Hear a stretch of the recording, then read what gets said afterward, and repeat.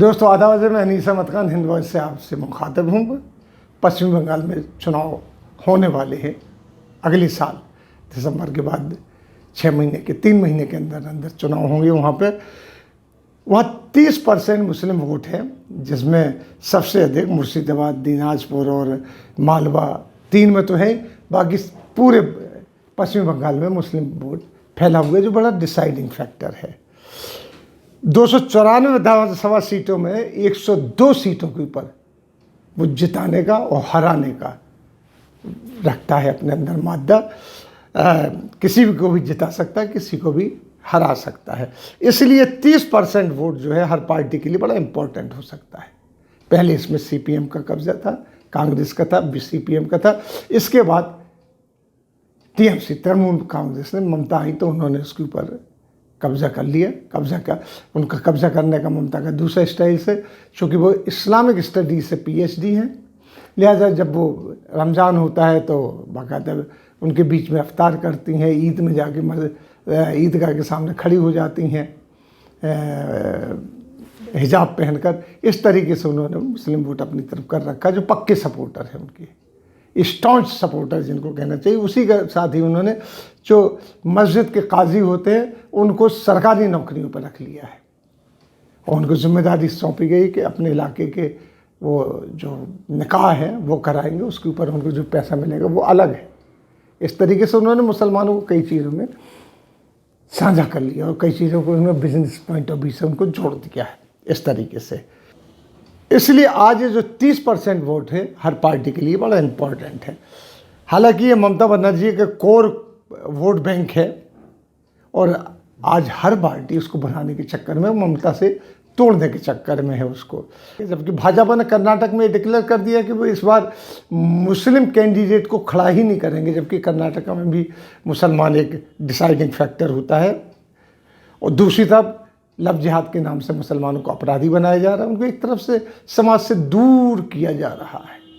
इसके बावजूद भी ये भाजपा जो है पश्चिम बंगाल में मुस्लिम वोटों को जिताने के लिए क्या कर रही है वो आप भी देख रहे हैं। उन्होंने पिछले बुधवार को मदनीपुर में, यानी पिछले हफ्ते, टीएमसी जिला परिषद के एक सदस्य को तोड़कर भाजपा ज्वाइन करा ली और बड़ी धूमधाम से ज्वाइन कराया। ऐसे ज्वाइन कराया कि जो टीएमसी का कोई बहुत बड़ा एमएलए या अध्यक्ष ने भाजपा ज्वाइन की हो, बाकायदा झंडे लेके उसको दिखाया, उसकी कई फुटेज दिखा रहे हैं इस तरीके से। बीजेपी पश्चिम बंगाल के प्रभारी कैलाश विजयवर्गीस ने यहाँ तक कहा कि भाजपा की एक विशेषता है कि उनके मंच पर जो महराज, जो उनका नाम है, टीएमसी के जो टूट के आए हैं, और जय श्री राम साथ बैठे। कितना बड़ा झूठ बोल रहे हैं, इस तरीके से साथ बता रहे हैं वो वहाँ पे पश्चिम बंगाल में।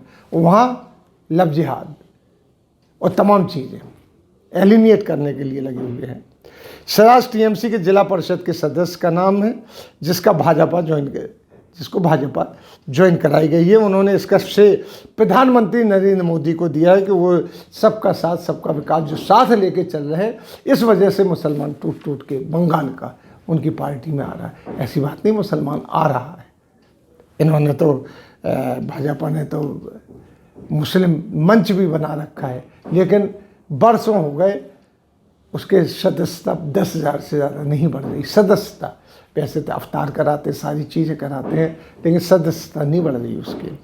भाजपा अब इस बात का एहसास हो गया है उनको कि अगर बंगाल में चुनाव जीतना है तो मुसलमानों को अपने साथ लेना पड़ेगा और ये ज़रूरी है, वरना जीत उनकी किसी भी लेवल पर संभव नहीं है। 2018 में भी पंचायत के चुनाव का अगर रिजल्ट देखा जाए तो 30% जो सॉलिड वोट है मुस्लिम वोट, उसको लुभाने के लिए मुस्लिम सम्मेलन आयोजित किया गया था। और 850 यानी 850 मुसलमान कैंडिडेट भी खड़े कर दिए थे। उसके बावजूद भी 16 में से 6 उम्मीदवार जीत पाए थे। इनमें से सिर्फ 6 उम्मीदवार जीत पाए थे, पर विधानसभा के लोकसभा में उन्होंने उसे स्थान नहीं दिया गया। इसी वजह से 10 राज्यों में 80% मुसलमान हैं, पर इन 10 राज्यों में आसाम, कर्नाटक, गुजरात, बिहार, 4 राज्य ऐसे जो भाजपा पर शासित हैं, इनमें एक भी मुसलमान मंत्री नहीं है। यूपी में सिर्फ एक मुसलमान आबिद नाम से जो मंत्री हैं वो भी विधान परिषद से लिए गए हैं। उनको टिकट नहीं दिया गया था, विधान परिषद से लिए गए हैं। वो कितने बड़े मुसलमान नेता हैं और कितने बड़े क्या है, इसी से अंदाज़ लगा दिए कि वो क्रिकेट खेलते थे, रणजी वगैरह खेलते थे, वहाँ से उनको उठाया गया। यही ये बात साबित हो जाती है कि भाजपा जनता की नहीं, देश की नहीं, सिर्फ और सिर्फ वोटों की राजनीति करती है। अब जो हैदराबाद के तेलंगाना जो निज़ाम स्टेट कहलाता है हैदराबाद, वहाँ पे चुनाव हो रहा था। वहाँ सिर्फ और सिर्फ असदुद्दीन ओवैसी को हराने के लिए गृह मंत्री अमित शाह, नड्डा, भाजपा के जो राष्ट्रीय अध्यक्ष हैं, इसके अलावा कई मंत्रियों ने डेरा डाला हुआ। स्मृति ईरानी भी वहाँ पड़ी हुई हैं। इनका मैं इसलिए कह रहा हूँ कि इनका ओवैसी से सिर्फ एक जिद है, उसको हराने के लिए। टीआरएस से तो ये साथ दे रहे हैं तेलंगाना में, लेकिन क्योंकि टीआरएस केंद्र में इनके साथ है, एनडीए में शामिल है, लेकिन वहाँ टीआरएस के विरोध न करते हुए सिर्फ ओवैसी की विरोध कर रहे हैं। यहाँ कुछ बातें ऐसी हैं जो बहुत डिटेल में जाऊँगा तो बहुत लंबी खबर हो जाएगी।